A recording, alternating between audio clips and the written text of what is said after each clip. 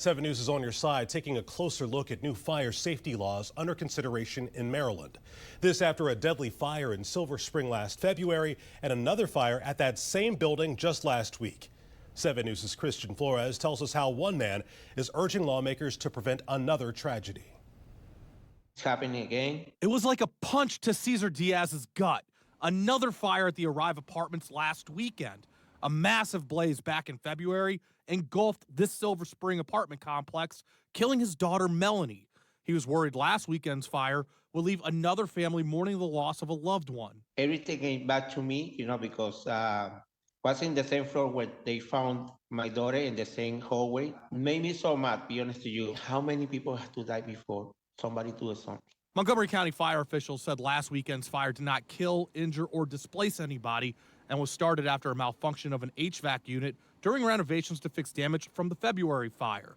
But this still served as a somber reminder for why the Diaz family continues fighting for new fire safety laws in Maryland. I don't want to get my daughter back.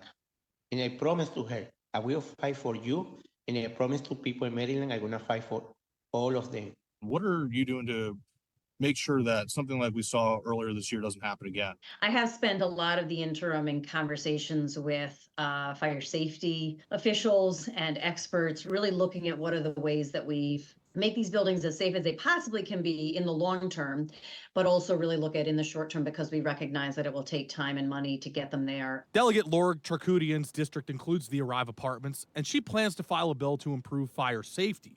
The Arrive Apartments are one of 76 Montgomery County high-rise residential buildings that do not have sprinklers in every apartment or condo. They were built before the current laws requiring sprinklers in every unit went into effect and have until January 1st, 2033 to become fully sprinklered. I do think one of the things we've heard from residents in some rental buildings is, including in the Arrive, is that they thought that they had all the state-of-the-art equipment in the building. 7 News reached out to Montgomery County Fire and Rescue to ask about these measures. A spokesperson said he could not comment on a bill that has not yet been written, but supports efforts to boost sprinklers and other fire protection measures.